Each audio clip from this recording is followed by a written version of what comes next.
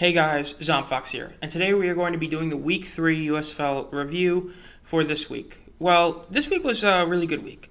So every matchup featured teams with the same records. There were two 1-1 matchups, one 2-0 matchup, and one 0-1 matchup. The first matchup had the 1-1 Bandits against the 1-1 Maulers, and the Bandits ended up winning by 1 point. They won 27-26. The game after that, which was on Saturday night, featured the two undefeated teams, the Birmingham Stallions against the New Orleans Breakers. But the Stallions ended up winning this one 22-13. And then on Sunday, the day game featured the two winless teams, and the Maulers and Panthers go against each other. And the Maulers remain winless thanks to putting up a whopping 0 points against the Michigan Panthers for the first ever USFL shutout, as the Panthers won 24-0. The last game of the season featured the pass-heavy Philadelphia Stars against the run-heavy Generals. The Generals ended up winning this one 24-16, really due to a lot of, just problems with the Stars. So overall, these were four really solid games. Well, three really solid games, and then one other one. Though a couple of games are pretty ugly. So to put it simply, the Bandits Gamblers game. Just give a very quick recap on that one. There really wasn't that much to talk about. Both teams pretty much had the same flaws and the same good things. It was a really simple game, and I really don't have to talk about much. The only thing to talk about is the fact that Clayton Thorson did outplay Jordan Ta'amu overall, and that Mark Thompson is. If depending on what the USFL awards are going to be, Mark Thompson is the favorite, probably win Offensive Player of the Year, and has a shot at MVP. He had 147 yards on the ground with a 6.1 average. He was fantastic, and he was definitely probably the best player on the field. He was great. Now, as for the Stallions and Breakers, the only quick thing to really talk about on that one is just the fact that this is not exactly the most clean of game. If you just look at the play-by-plays, which is pretty much what I'm going to show you, you can tell it was pretty ugly. In terms of the first quarter, it was punt, one fumble, punt, and interception. That's a very uneventful, pretty bad first quarter that ended in 0 points. The second quarter, turnover on downs, punt, an actual touchdown, two more punts, another touchdown surprisingly, though no extra point, a field goal by Birmingham, and then the end of the half, 10-6.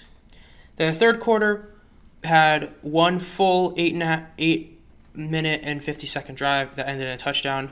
And then the Stallions took a drive that was 8 minutes long themselves, so it went to the fourth quarter, and they ended up getting a turnover on downs. Then the Breakers punted, the Stallions got a touchdown, and this is where it gets good. The Breakers fumble the ball, the Stallions then get their punt blocked, only for the Breakers to miss a field goal literally 4 plays later, to then punt again, for the Breakers to then throw an interception. Then the Stallions got a field goal, and then they won the game because the Breakers threw the ball away. I mean, I'm not going to show you stats. This is all I really wanted to show you because I think this is really funny. It was an uglier game and probably arguably the ugliest game of the season. But, hey, it happened, so yeah. As for the Maulers against Michigan, I mean, man, it was just bad. Because this was a game where it was really just that one team. I mean, the Maulers missed 3 kicks, which is bad. They literally went 0 for 3 on field goals, which is, never a good thing, I will say. It's never a good thing when you miss all 3 of your kicks. But I think the funny part about this one is just the fact that they had Ahmed try a 57-yarder, and then literally like 2 drives later, they tried a 46-yarder. He missed that one. And then in the third quarter, they had him try a 59-yarder, which makes no sense, but they did, and it didn't work. Overall, the Panthers looked really solid in this game. Patterson ended up playing because Paxton Lynch got hurt. Even though Paxton Lynch wasn't great passing, he was really solid on the ground. Really, this was just Corman. His field day, he had 6.6 yards on the ground per carry and touchdown. Stevie Scott was decent, so was Scarlett.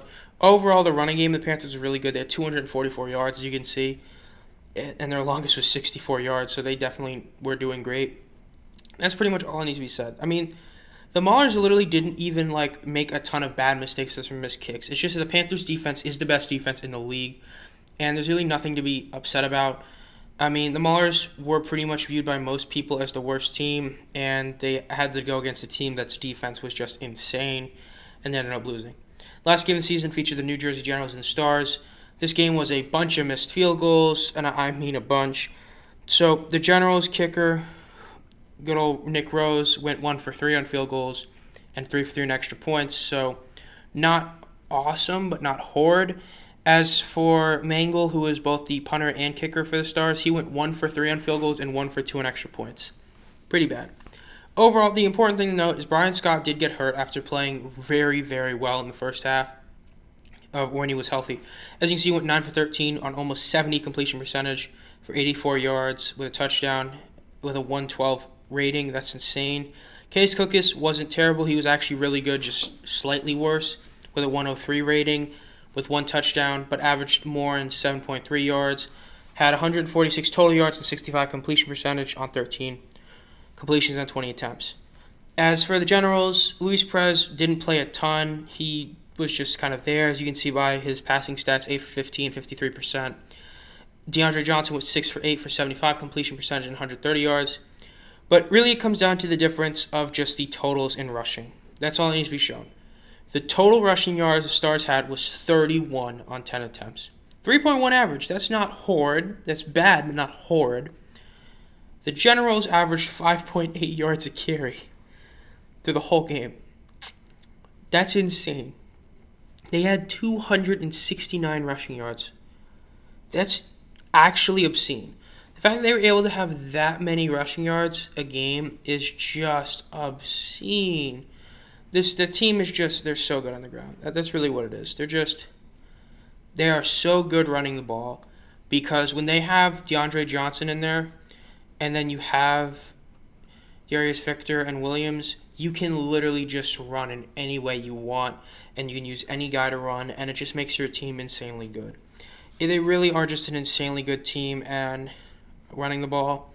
And their quarterback situation, even though Luis Perez didn't do a ton, the fact that they keep having Perez play games means that once they need to come back in a game and throw, they can use him to get back in the game if they have to. Overall, this week in the USFL season was pretty good. A lot of close games aside from the one blowout.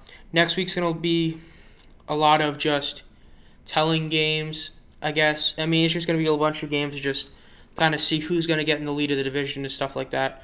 But I mean, the Stallions are undefeated right now, and the Maulers are winless. And I'll just see what happens next time. So this has been Zom Fox. If you enjoy this content, I want to be notified as soon as I upload any content, as I do week reviews, power rankings, reviewing the players of the week, and my betting picks every single week. Make sure to subscribe and hit the bell. And as always, have a great night.